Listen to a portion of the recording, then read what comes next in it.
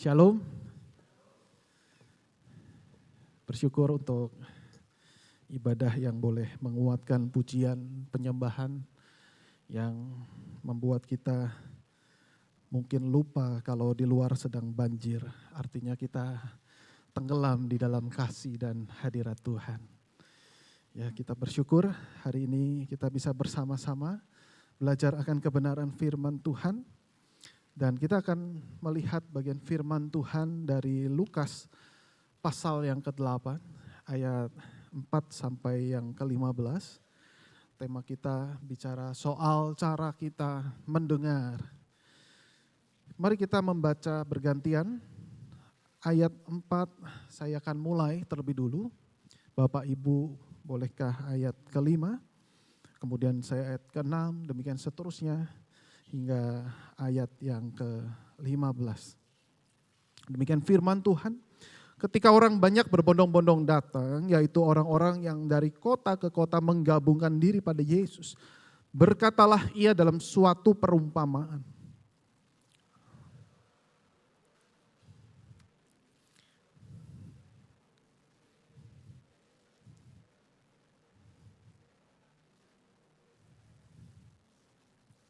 Sebagian jatuh di tanah yang berbatu-batu dan setelah tumbuh, ia menjadi kering karena tidak mendapat air.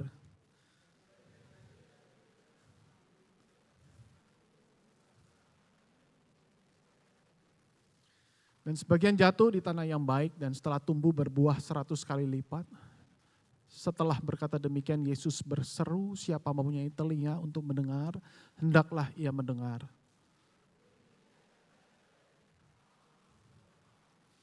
Lalu ia menjawab, kepadamu diberi karunia untuk mengetahui rahasia kerajaan Allah. Tetapi kepada orang-orang lain hal itu diberikan dalam perumpamaan. Supaya sekalipun memandang mereka tidak melihat dan sekalipun mendengar mereka tidak mengerti.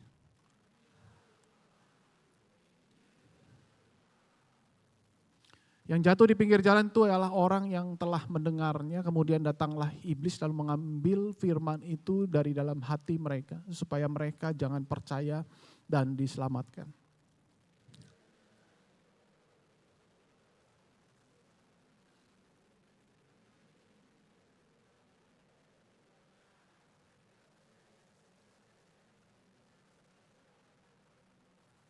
Yang jatuh dalam semak duri ialah orang yang telah mendengar firman itu dan dalam pertumbuhan selanjutnya mereka terhimpit dalam kekhawatiran dan kekayaan dan kenikmatan hidup sehingga mereka tidak menghasilkan buah yang matang.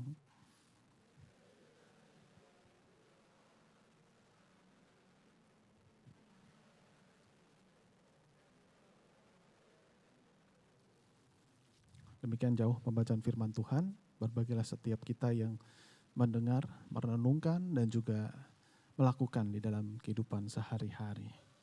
Nah, saudara-saudara terkasih, kita bersyukur minggu lalu kita sudah merayakan HUT gereja kita yang Tuhan kasih dan kita sangat mengasihi gereja Petra Indonesia. Gereja yang berbuah dan bahkan gereja yang berbuah lebat itulah kerinduan daripada setiap kami para hamba Tuhan, majelis penatua, diaken, dan bahkan setiap jemaat Tuhan. Dan kita rindu agar gereja bisa berbuah lebat. Dan kita akan melihat di hari ini, saudara-saudara, bagaimana bagian firman Tuhan ini berkaitan, bagaimana supaya berbuah, yaitu dalam ayat 14 dikatakan, sehingga mereka tidak menghasilkan buah yang matang. Nah, ini adalah bagaimana cara mendengar, itu penting. Cara mendengar yang salah akhirnya apa? Dampaknya tidak menghasilkan buah yang matang. Ayat 18, tekanin lagi tadi bagian firman Tuhan yang kita sudah baca berkaitan dengan perhatikanlah cara kamu mendengar. Dan di sini saudara-saudara tema kita yaitu cara kita mendengar. Cara kita mendengar di sini sangat erat kaitannya dalam pertumbuhan iman. Cara kita mendengar erat kaitannya dengan sikap hati. Cara kita mendengar erat kaitannya bagaimana pertumbuhan spiritual kita di dalam pengenalan akan Tuhan. Nah, tentu saja saudara-saudara ini sama sekali tidak bermaksud saudara-saudara ya untuk tidak netral. Maksudnya apa tidak netral? Tidak netral artinya yang disoroti hanya pendengar. Bagaimana dengan pemberita firman? Bagaimana dengan pengkhotbah? Bagaimana dengan para pendeta? Saudara tenang, ada ayat bagian firman Tuhan Yakobus misalnya ya. Saudara-saudaraku, janganlah banyak di antara kamu mau menjadi guru, sebab kita tahu sebagai guru kita akan dihakimi menurut ukuran yang lebih berat. Ya, bagian firman Tuhan betul-betul menyoroti seorang hamba Tuhan, seorang pengkhotbah, seorang yang menjadi guru itu kalau mengajarkan ajaran yang ngawur, ajaran yang sesat, dihakimi jauh lebih berat daripada jemaat Tuhan. Tetapi di bagian yang lain, saudara-saudara, kita melihat misalnya bagian yang kita barusan baca, Tuhan juga memberikan porsi yang juga sangat besar, yaitu kepada siapa? Kepada para pendengar firman Tuhan. Dan di sini kita melihat porsi untuk setiap mereka memberitakan firman hanya dikutip satu ayat saja, benih itu adalah firman Tuhan. Tetapi di bagian yang lain, jenis yang pertama, jenis yang kedua, jenis tiga, jenis keempat. Dan ini yang akan kita bahas bersama bagaimana sikap hati untuk mendengar firman Tuhan. Nah, sebelum kita lebih lanjut membahasnya, perhatikan video yang berikut ini, di mana ada banyak macam atau jenis orang mendengar firman Tuhan.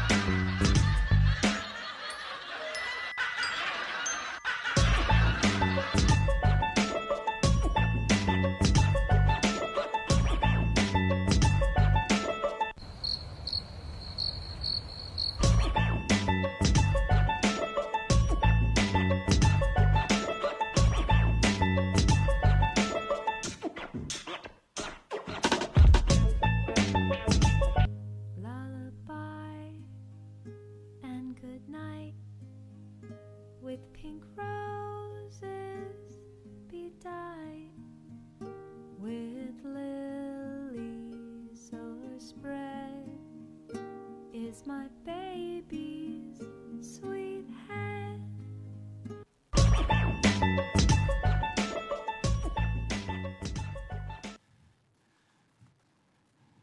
Yang terakhir cukup lebay ya saudara ya. Tapi itu bukan di gereja Petra Indonesia, saudara ya. Ini gereja yang lain, saudara ya. Jadi lihat aja dari wartanya tadi bukan gereja Petra Indonesia. Jadi kita melihat bagaimana sikap hati mendengar firman Tuhan. Ya, kita melihat bagaimana ada banyak cara. Dan ketika kita melihat mereka yang mendengar firman Tuhan, maka kita hanya bisa melihat dari penampilannya. Maka dibagi 9 kategori tadi saudara-saudara. Tetapi kita melihat, kita belum tentu bisa menjudge mereka dengan cara seperti itu. Barangkali waktu ngelihat gadget yang dibuka Alkitab. Barangkali waktu lihat gadget dia betul-betul lihat ada tafsiran Alkitab. Betul gak ya hamba Tuhan ini menafsirkan hal seperti ini. Bukankah itu hal yang baik? Jadi belum tentu saudara-saudara bagaimana ketika kita melihat tampilan yang di luar itu, kita bisa langsung berkata bahwa oh ini sikap hatinya tidak baik. Tetapi Tuhan Yesus itu berbeda cara melihatnya. Tuhan Yesus bukan melihat penampilan, tetapi apa yang dia lihat? Hati. Hati yang paling dalam saudara-saudara. Bagaimana Yesus melihat ada 4 jenis orang atau 4 jenis sikap hati yang kita akan pelajari bersama-sama. Yang jenis yang pertama adalah sikap hati, yaitu hati yang keras. Hati yang keras di sini dikatakan diumpamakan seperti benih yang jatuh di pinggir jalan. Lalu kemudian iblis ambil benih itu dan kemudian akhirnya mereka tidak mendapatkan apa-apa dari kebenaran firman Tuhan itu. Dan seringkali saudara-saudara hati yang keras ini dicontohkan pada orang-orang yang kelihatannya dia datang ke gereja. Kelihatannya saudara-saudara tertarik dengan kebenaran firman Tuhan, tetapi dia akan berguna untuk orang lain saudara-saudara. Jadi ketika dengar firman biasanya ciri-cirinya apa sih? Ciri-cirinya adalah sayang, khotbahnya bagus tapi orang itu gak datang. Orang itu gak hadir, sayang sekali. Nah khotbah hanya baik untuk orang tersebut, tidak bersentuhan dengan dirinya. Lalu kemudian hal yang kedua kita melihat bagaimana hati yang emosional. Maksudnya apa? Hati yang emosional. Hati yang emosional ini hati yang sangat tergugah sekali atau perasaan. Sebenarnya kita pakai katanya perasaan bukan hati saudara ya. Perasaan yang sangat dominan sekali sehingga apa? Ketika dengar firman Tuhan meresponi dengan gembira. Ini bahkan firman Tuhan berkata seperti itu. Mereka akan berespon dengan gembira, tampaknya senang dengan firman Tuhan. Namun ketika firman Tuhan itu masuk ke dalam hidupnya, dia tidak sampai masuk ke dalam hati, hanya sampai pada perasaannya. Nah sehingga orang-orang semacam ini hanya suka dengan firman Tuhan yang sifatnya adalah menghibur. Senang, karena apa? Karena dihibur. Kenapa? Karena kesenangannya atau kepentingannya itu seperti didorong dan mendapatkan kekuatan untuk difasilitasi oleh kebenaran firman Tuhan. Ya, orang ini sebenarnya tidak suka dengan firman Tuhan. Apalagi bicara soal dosa, salib Kristus dan pertobatan. Tapi hanya senang dengan mujizat dan berkat Tuhan. Begitu firman Tuhan, ada berkat Tuhan, ada mujizat yang Tuhan akan berikan. Waduh langsung melek saudara ya. Mungkin matanya tadi sudah ngantuk-ngantuk, tetapi begitu ada mujizat. Waduh apa ini, apa ini. Nah kita akan melihat bagaimana orang-orang semacam ini saudara-saudara Tuhan Yesus tegur.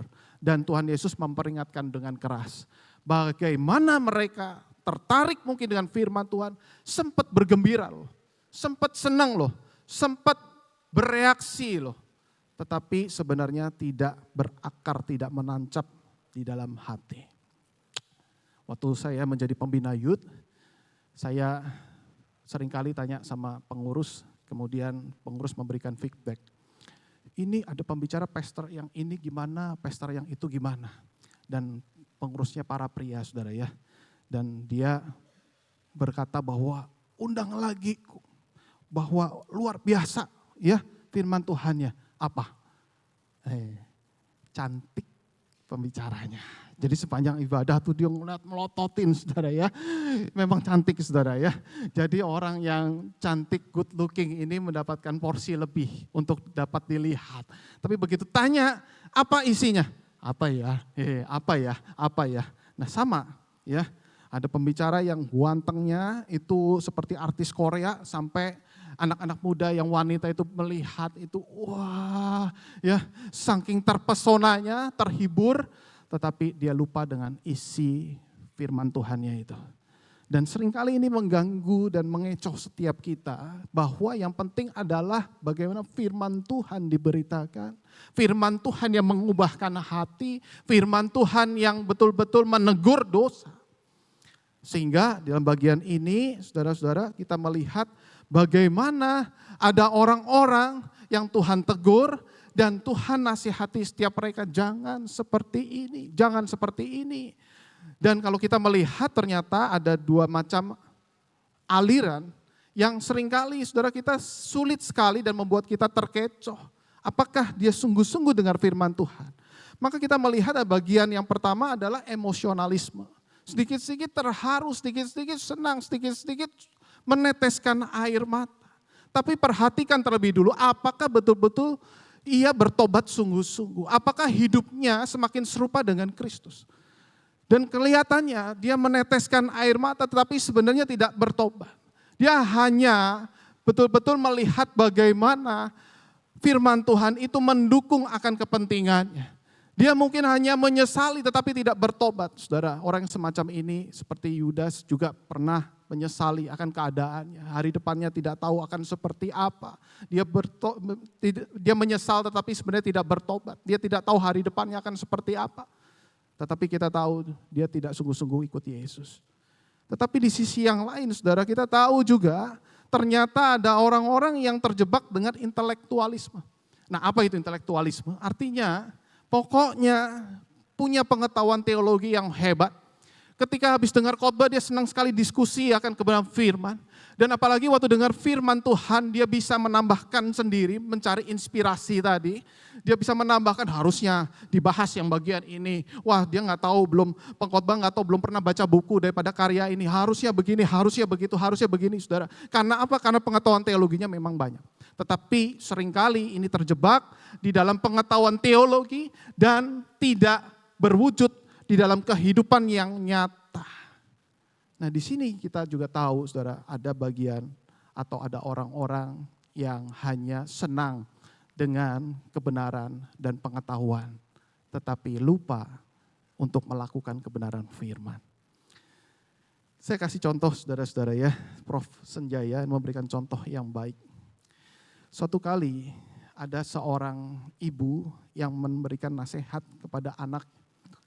Nak, kamu bangun tidur, tolong bersihkan kamar. Simpel ya. Lalu kemudian setelah beberapa lama si anak itu dia membahas apa pentingnya membersihkan kamar. Lalu dia perbandingkan kamar itu ada banyak. Ada kamar tidur, ada kamar mandi, ada kamar tamu, dan gudang. Kamar berasal daripada bahasa Yunani yang artinya ini. Dan juga di dalam bahasa Ibrani juga bisa disebut seperti ini. Apa pentingnya membahas untuk membersihkan kamar? Dampaknya seperti apa? Dan kemudian mamanya pulang. Nak, sudah bersihkan kamar? Saudara, ini gambaran betul ya yang terjadi di dalam kehidupan anak-anak Tuhan. Terjebak di dalam intelektual dan akhirnya asik untuk apa? Untuk mungkin dengan bahasa rohani kita study Bible, kita pendalaman Alkitab, kita belajar kebenaran firman Tuhan. Saudara, tentu itu tidak salah. Bukan berarti kita anti dengan hal tersebut saudara, tetapi perhatikan apakah kebenaran firman Tuhan yang dipelajari itu akhirnya betul-betul kita mendapatkan message dan kemudian kita menerapkan di dalam kehidupan sehari-hari. Tanpa hal tersebut kita tidak akan mungkin kebenaran firman Tuhan itu mengubah hati kita. Yang ada hanyalah menambah besar kepala. Kita makin tahu, kita makin mengerti, tetapi tidak pernah kita wujudkan di dalam keseharian, tidak pernah kita menjadi pelaku kebenaran firman. Dan akhirnya apa saudara-saudara? Akhirnya kita lebih mudah untuk menjudge orang lain. Kamu salah, saya benar. Teologimu ngawur, saya lebih dekat dengan sorga. Dan bukankah saudara hal itu bisa terwujud di dalam kehidupan anak-anak Tuhan. Sehingga saudara ini Yesus memberikan teguran dengan sangat keras. Di dalam ayat 12, ayat 13 ini digolongkan. Bagian pertama dan kedua ini sebenarnya mereka belum sungguh-sungguh diselamatkan. Ayat 13 percaya sebentar kemudian mereka murtad. Artinya mereka mungkin dari awal belum sungguh-sungguh percaya. Lo kok bisa belum sungguh-sungguh percaya dengar firman? Sudah saya kasih gambaran seperti ini. Kita punya rasa bersalah ketika kita sudah jadi anak-anak Tuhan yang lahir Kristen. Artinya apa? Dari kecil kita sudah dibawa ke gereja. Artinya kalau tidak ke gereja ada rasa bersalah. Nah sehingga waktu kita ke gereja rasa bersalah itu ditutupi dengan kita hadir ke gereja. That's it. Dan ketika kita dengar firman, sebenarnya bukan Kristus yang ada di dalam hati, tapi berhala-berhala. Berhala kenyamanan, berhala kenikmatan, berhala uang, semua ada di dalam hati kita. Sehingga waktu dengar, Yesus menyembuhkan kau, wah amin. Saudara, betulkah Yesus yang ada di dalam hati? Atau berhala kesembuhan, berhala kenyamanan, berhala kekayaan itu? Itu yang kita sembah sebenarnya saudara-saudara. Bukan Yesus yang sesungguhnya. Andai kata orang tersebut pernah kenal Yesus, pasti bukan Yesus yang sesungguhnya yang berasal di dalam Alkitab. Karena Yesus yang sesungguhnya bicara soal ikut aku sangkal diri, pikul, salib. Maka orang semacam ini begitu dengar pertobatan, begitu dengar salib, Oh, no, jangan itu, buat itu aja tuh, ya, yang ada di depan, yang suka berteriak-teriak tentang firman Tuhan alias hamba Tuhan. Tetapi untuk kami pengen dihibur, kami ingin dapat berkat, kami ingin dapat mujizat. Sehingga saudara-saudara, orang semacam ini seolah-olah dia bisa datang ke gereja rutin, bahkan setia, bahkan pelayanan. Tetapi belum pernah sungguh-sungguh bertobat. Hanya Kristen tradisi dan KTP. Nah, oleh karena itu Yesus kemudian meneruskan, saudara ya. Dan bagaimana orang seperti ini hatinya seperti tertutup. Dengar firman cocoknya untuk pasangan saya. Dengar firman cocoknya untuk bos saya. Dengar firman cocoknya untuk anak saya. Untuk diri, dia merasa diri benar. Saya sudah cukup dengar firman Tuhan. Nah, tetapi Yesus melanjutkan bagian berikutnya. Bagian berikutnya adalah hati yang mendua. Nah, maksudnya apa? Hati yang mendua. Hati yang mendua di sini, saudara-saudara, artinya juga sebenarnya secara ciri-ciri mirip. Tetapi orang ini sudah diselamatkan oleh Tuhan. Orang ini sudah percaya sungguh-sungguh, tetapi kadang-kadang konslet. Konsletnya adalah mereka dihimpit oleh kekayaan, mereka dihimpit oleh kesuksesan, kekhawatiran, dan kenikmatan hidup. Sehingga hatinya itu bercabang. Kadang-kadang kalau sungguh-sungguh dia mau bertumbuh. Tapi kadang-kadang ya karena kenikmatan dunia membuat dia lebih dengar suara dunia ketimbang suara Tuhan. Ya, di sini kita melihat bagaimana ada anak-anak Tuhan yang mendua hati. Dan akhirnya apa? Dampaknya hidupnya tidak menghasilkan buah. Kristen sih, tapi sayang loh, hidupnya tidak menghasilkan buah. Kenapa? Karena hatinya mendua. Nah, kemudian Yesus berikan clue atau solusi cara mendengar yang benar atau yang keempat, yaitu hati yang lembut. Hati yang lembut dan sebagian jatuh di tanah yang baik dan segera tumbuh 100 kali lipat. Saudara bayang gini, segera tumbuh 100 kali lipat. Tentu buah yang dimaksud adalah keserupaan dengan Kristus.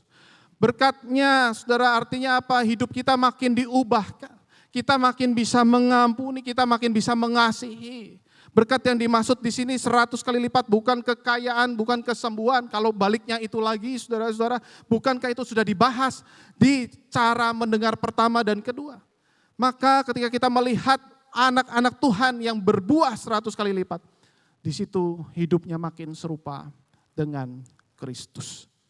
Dan kita melihat di sini, saudara, bagaimana Yesus berseru, siapa punya telinga untuk mendengar, hendaklah ia mendengar.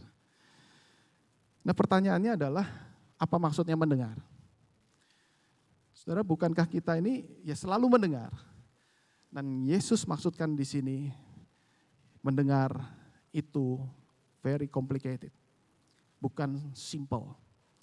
Setiap orang pasti mendengar, tetapi pertanyaannya apakah dia mendengar apa yang mau ia dengar? Anak muda yang lagi jatuh cinta, begitu di WhatsApp, yang tolong jemput ya, langsung semangat, saudara-saudara ya, langsung dijemput. Kamu di mana? Oh, aku di sini, aku tunggu di situ ya. Oke, siap. Gak ada hitungan 5 menit sampai, saudara ya. Waduh, macet-macet pun diterjang. Pokoknya tenang ya, walau badai menghadang, aku akan melewati segala masalah hidup yang ada untuk menjemput kamu. Mamanya telepon, "Nak, kamu di mana? Mama jemput dong." Ditutup HP-nya, saudara-saudara ya. Jadi kita bisa melihat di sini bagaimana orang tersebut sebenarnya dia mau dengar apa yang ia mau dengar. Dia senang dengar apa yang dia senang dengar, bukan dia tidak bisa dengar. Nah, sekarang pertanyaannya mendengar yang seperti apa? Kita melihat di bagian yang kita sudah baca tadi. Lukas 8 ayat 9. Waktu Yesus menjelaskan tentang perumpamaan itu kepada murid-murid. Lalu kemudian murid-murid itu bertanya kepadanya. Apa maksud perumpamaan itu?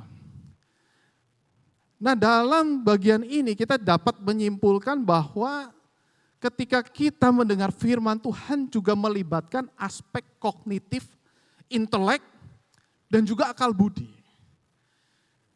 Jelas saudara-saudara, namanya pendalaman Alkitab, kita pengen ngerti firman Tuhan itu sangat penting, sangat penting. Kita tidak bisa saudara mengatakan kita mengasihi Tuhan tanpa kita bertanya. Nah, murid-murid bertanya supaya apa? Supaya dia mengerti. Ya, kita lihat Matius 13 ayat 23. Ini bagian yang sama, yang paralel dengan Lukas 8. Yang ditaburkan di tanah yang baik ialah orang yang mendengar firman itu dan mengerti. Habis bertanya, mengerti. Kalau belum mengerti, bertanya. Tanya terus sampai ngerti. Nah, ini penting saudara-saudara ya. Jadi ini bukan sikap yang skeptis. Skeptis adalah dia tidak percaya. Pertanyaannya selalu mengarah untuk apa? Untuk tidak percaya. Tapi ini benar-benar anak Tuhan yang mengasihi Tuhan, pengen ngerti, pengen tahu kehendak Tuhan. Tujuannya apa? Tujuannya adalah ketika semua sudah mengerti, kita melihat Lukas 8 ayat 15, menyimpannya di dalam hati. Yang jatuh di tanah yang baik itu ialah orang yang setelah dengar firman itu menyimpannya dalam hati. Nah, saudara-saudara, ketika kita mendengar firman dan kemudian kita ngerti dan bahkan kita puas untuk bertanya. Terkadang ada banyak anak Tuhan yang lupa untuk menyimpan dalam hati. Itu sebabnya saudara, hanya pengetahuan-pengetahuan tentang firman itu ada di dalam kepala tetapi tidak pernah masuk ke dalam hati. Tidak mengubahkan hati anak-anak Tuhan itu. Sehingga apa saudara, akhirnya hidup tidak bertumbuh. Saudara bisa bayangin ya. Tadi kita pakai contoh tadi, begitu banyak kamar-kamar yang dipelajari oleh anak. Mau dalam bahasa Yunaninya, dalam bahasa Ibraninya. Tetapi dia tidak pernah untuk membersihkan kamar itu. Dan dia punya pengetahuan-pengetahuan mungkin dalam ilmu arsitektur itu kamarnya, itu keren-kerennya seperti apa, desainnya seperti apa. Tetapi dia tidak pernah untuk membersihkan kamar itu. Artinya apa? Sang anak mungkin dia belum kenal dan mengasihi mamanya. Dan di sini kita bisa melihat saudara-saudara bagaimana ketika firman Tuhan ditabur itu kita simpan di dalam hati. Sehingga kita bisa dapat menyimpulkan mendengar yang seperti apa yang dimasukkan Yesus. Mendengar harus ada bertanya. Harus kita pengen ngerti. Harus kita pengen tahu. Penasaran. Lalu kemudian kita ngerti. Kita ngerti kebenaran firman Tuhan. Dan kemudian setelah ngerti kita tidak puas dengan mengerti tetapi menyimpan di dalam hati. Dan saudara ketika nyimpan di dalam hati ini akan terus bergerak saudara-saudara. Bagaimana ketika firman Tuhan itu mengubahkan hati. Ketika kita melakukan kebenaran firman Tuhan. Waktu dilakukan di situ ternyata firman Tuhan mengubah hati kita. Saudara, bagaimana agar iman kita bertumbuh? Kita bisa melangkah sesuai dengan perkataan Tuhan, bukan? Ketika kita hanya menyimpan di dalam kepala kita, maka kita tidak akan mungkin membuat kita bertumbuh di dalam Tuhan. Seorang anak muda yang belajar nyetir mobil, dia dikasih tahu banyak teori. Bagaimana menyetir dengan baik. Tanpa dia mempraktekannya, hanya belajar apa itu persneling dan sebagainya. Bagaimana nginjek gas, nginjek rem, hand rem, bagaimana ngasih sen kanan, sen kiri, hidupkan lampu. Semua sudah tahu, cuma satu doang yang enggak tahu. Dia belum mencoba. Tidak mungkin orang ini akan bisa menyetir mobil dengan baik. Demikian pula dengan setiap kita, saudara-saudara, kita harus belajar, bukan hanya ngerti, mengalami, tetapi juga melakukan di dalam kehidupan kita. Nah, kita melihat di sini misalnya teladan dari Maria Ibu Yesus. Luar biasa ketika dia mendengar akan perkataan daripada malaikat. Dikatakan dalam firman Tuhan, Maria terkejut mendengar perkataan itu lalu bertanya di dalam hatinya. Sesuai dengan tadi ya. Bertanya di dalam hatinya. Dia merenungkan akan hal itu. Apa arti salam itu? Kemudian bagian selanjutnya, tapi Maria menyimpan segala perkara itu di dalam hatinya dan merenungkannya. Jadi artinya apa? Artinya Maria punya pekerjaan dalam segala kesibukan, tetapi dia rindu untuk terus konsen dalam firman Tuhan. Dan dia menyimpan di dalam hatinya. Kemudian kita lihat lagi Lukas 1 ayat 38, Maria berkata, sesungguhnya aku ini adalah hamba Tuhan, jadilah padaku menurut perkataanmu itu. Inilah orang yang menyimpan firman Tuhan dalam hati. Dia juga punya respon untuk jadilah menurut perkataanmu itu. Aku siap untuk mengandung juru selamat dengan segala risiko. Aku siap untuk menjalankan perintah Tuhan. Aku siap di dalam segala hal dan tantangan hidup. Aku melakukan kebenaran firman Tuhan. Nah di sini kita melihat saudara-saudara sebenarnya apa yang dibicarakan oleh Yesus dalam perumpamaan ini. Sebenarnya permasalahan utama yaitu hati.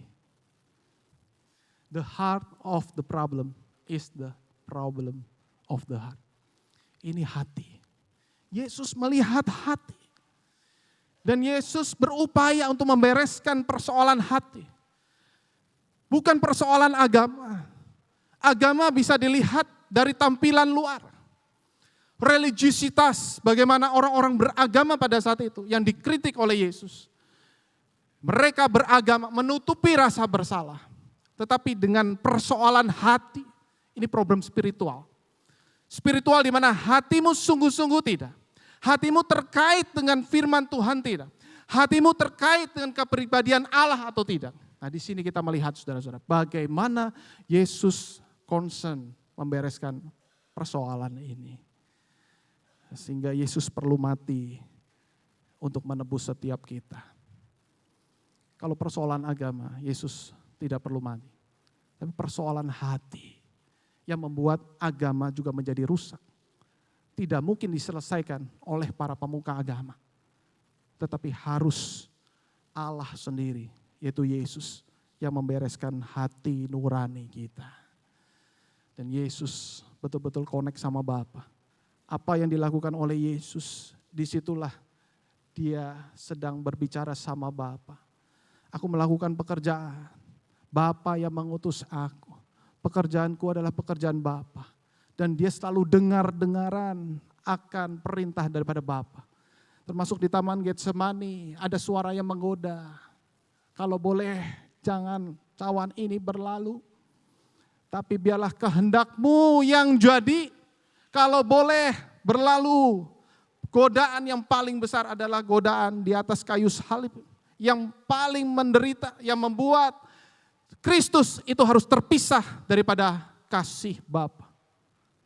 Tetapi perhatikan di sini, Kristus dengar suara Bapa. Biarlah kehendakmu yang jadi. Oh luar biasa saudara-saudara. Bagaimana Kristus itu membereskan persoalan hati. Sehingga saudara kita bisa melihat permasalahan ini sangat complicated. Persoalan hati tidak bisa dibereskan dengan performa. Dan saudara ada banyak anak Tuhan yang terus menuntut kalau boleh performa ditingkatkan supaya dapat berkat di dalam ibadah. Saudara orang yang punya permasalahan di dalam hati semakin dikasih pembicara-pembicara yang kaliber, yang hebat-hebat. Hati gak beres, mau siapapun yang berbicara akan sama. Mau siapapun yang berbicara, saudara mungkin dipanggil pulang dari luar negeri, saudara ini pembicara terkenal hebat, saudara hati persoalannya. Tidak terkait sama sekali dengan performa yang ada di mimbar. maka kita melihat kalau hati yang menjadi utama. Saudara, bukan berarti ini menjadi excuse hamba Tuhan jadinya khotbah asal-asalan dan tidak persiapan, tentu tidak seperti itu saudara. Sebagai hamba Tuhan yang baik tentu harus persiapan yang baik, khotbah tidak membosankan dan seterusnya. Tetapi kita melihat di sini bagaimana ketika Tuhan konsen terhadap hati, maka setiap kita juga harusnya melihat permasalahan yang sama. So, persoalannya adalah apakah kita melihat permasalahan hati ini. Hari Sabtu ini sudah waktu untuk berperang karena hari Minggu hati kita berperang melawan kuasa iblis. Apakah di hari Sabtu kita punya kegiatan yang terkait dengan hari Minggu? Saya kasih contoh. Ketika seorang yang memakai hari Sabtu begitu sibuknya luar biasa, dia pakai hari Sabtu kemudian pulang malam saudara-saudara, lalu kemudian masih ada waktu lagi, kemudian ini ibu-ibu misalnya ya saudara, ini misalnya, waduh masih ada drakor nih, kita nonton lagi sudah berapa seri sampai habis drakornya, sampai tengah malam kemudian sampai larut, waduh masih lagi mumpung besok masih libur, kemudian besok pagi bangun dalam keadaan yang letih. Demikian juga para bapak-bapak, nonton bola sampai pagi, saudara, sampai subuh. Apalagi nanti kalau Piala Dunia tahun 2026 nanti itu. Hari ini ya, tahun ini ya saudara ya. Nonton bola sampai pagi, sampai subuh. Kemudian bangun, lalu kemudian ke gereja. Saudara akan tergesa-gesa bukan? Dengan sikap hati yang tidak siap. Lalu kemudian saudara mempersiapkan diri sekedarnya mandi buru-buru sampai ke gereja. Kemudian mau nikmatin lagu, aduh kebelet saudara ya. Kenapa? Karena pagi-pagi belum siap-siap. Lalu kemudian setelah masuk ke WC, kemudian lama-lama kemudian masuk, lihat ibadah, aduh terus boring sekali, lagunya ini lagi, lagunya itu lagi, ngomel lagi saudara. Lalu kemudian dia bukannya bersyukur dengan firman Tuhan di dalam pujian, tetapi terus ngomel sama Tuhan, kemudian dengar firman Tuhan, kira-kira responnya seperti apa? Tidak akan mengubah hidupnya. Tetapi orang yang punya hati yang lembut seperti tanah yang subur, dia sudah mempersiapkan. Dia tahu akan berperang di hari Minggu. Hari Sabtu dia prepare. Tahu, dia ngerti. Memang Sabtu libur, dia bisa mungkin pergi makan dan senang-senang, pergi ke mal dan sebagainya. Tetapi tahu malam-malam dia udah mulai doa. Dia mempersiapkan diri. Untuk apa? Untuk menyambut firman Tuhan, menyambut Tuhan di hari Minggu. Hari Minggu harinya Tuhan. Dia tidur tepat waktu. Dia tahu jenis seperti ini perlu doa dan puasa. Ini Tuhan Yesus yang ngomong. Hati yang keras ini perlu doa dan puasa. Nah kalau kebanyakan kita tenang, nanti hari Minggu terjadi keajaiban. Ini orang mengandalkan mujizat saudara-saudara ya. Padahal hati yang keras ini perlu doa dan puasa sungguh-sungguh. Untuk supaya apa? Supaya hatinya terlebih dulu basah. Hatinya dilembutkan. Sehingga waktu datang, dia udah siap dengan hati yang Tuhan. Saya siap untuk beribadah pada Tuhan. Saya siap menyambut firman Tuhan. Pujian dinaikkan, siapapun yang mimpin, siapapun yang menjadi worship leader, siapapun yang berkhotbah, di situ suara Tuhan berdengung, bergema di dalam hati. Sehingga message firman Tuhan sampai. Dan saya bawa pulang firman Tuhan ini. Firman Tuhan ini menguatkan, menghibur, dan membuat saya berbuah. Saya rindu ini bisa terjadi di antara kita. Saya rindu saudara-saudara ketika kita dengar firman Tuhan, kita bisa betul-betul bertumbuh. Firman Tuhan tidak sia-sia, tidak berlalu begitu saja. Dan firman Tuhan itu akan membuat kita tahan di dalam pergumulan kehidupan kita. Ada 2 berkat dari mendengar. Ki Boris boleh maju ke depan dan kita boleh mempersiapkan diri. Setelah Yesus mengatakan akan hal ini, saudara-saudara, kita melihat ternyata perikop ini dilanjutkan dengan perikop berikutnya. Perikop berikutnya adalah tentang terang bagi sesama. Lukas 8 ayat 16 sampai 18. Ini tentang pelita. Menarik. Injil Lukas melanjutkan bagian firman Tuhan ini. Artinya apa? Artinya ketika dengar firman pasti engkau dapat berkat. Berkatnya apa? Bukan, sekali lagi bukan kesembuhan, bukan kekayaan, tetapi kau akan menjadi terang. Kau akan menjadi sinar yang bercahaya. Tetapi di sini tidak berhenti saudara-saudara. Bagaimana Injil Lukas melanjutkan lagi. Lukas pasal 8 ayat 22 sampai 25. Lihat orang yang dengar firman, bertanya, simpan dalam hati, mengerti, melakukannya. Saudara, di sini kita melihat bagaimana orang ini yang akan tahan terhadap badai. Orang ini yang akan kuat menghadapi pergumulan hidup. Ini bukan tahan terhadap banjir, sudah ya. Badai. Dan sengaja Yesus mengajak murid-muridnya, saudara perhatikan. Habis ceramah tentang perumpamaan penabur, hei murid-murid, ayo ikut aku. Yesus tahu apa yang nanti dia akan lakukan, murid-murid tidak tahu. Ayo semua ikut, naik perahu.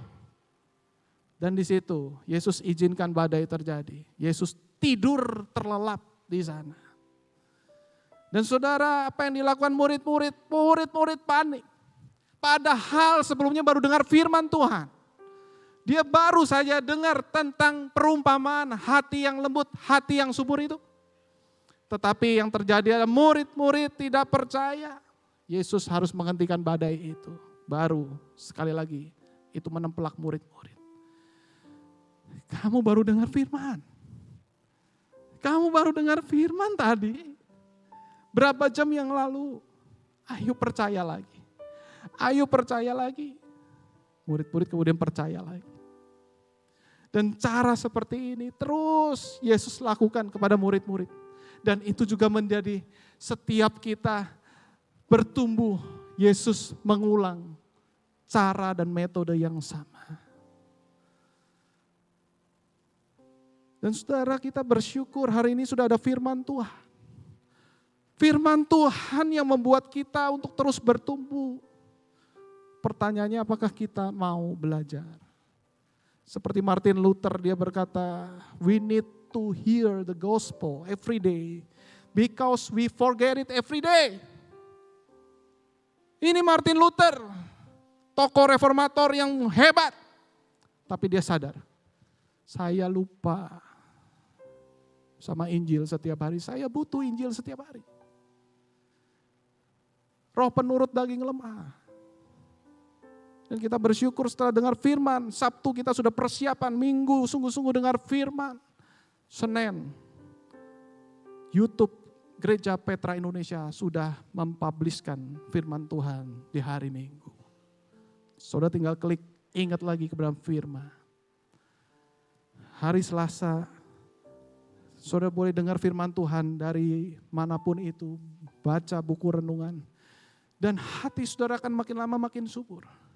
Kembali lagi di hari Sabtu. Hari Sabtu kita tahu ini siap perang untuk hari Minggu. Iblis paling suka menjatuhkan anak-anak di hari Sabtu. Night club paling ramai hari apa? Sabtu bukan? Di situ cara iblis menjatuhkan. Tidak mungkin anak Tuhan Sabtu malam ke night club, hari Minggu cinta firman. Sudah itu mujizat, saya bilang kata seperti itu. Dia akan cinta dengan keduniawian, pakai gereja untuk menutupi rasa bersalah. Tapi kita percaya di dalam anugerah Tuhan, hati yang Tuhan ubahkan di atas kayu salib, Kristus sudah berkorban. Pertanyaannya, maukah kita rindu? Minta Tuhan ubah hati setiap kita. Minta Tuhan ubah. Seperti hati Tuhan. Menjadi suci, menjadi kudus. Seperti hati Tuhan. Mari kita ambil waktu, kita tenang sejenak.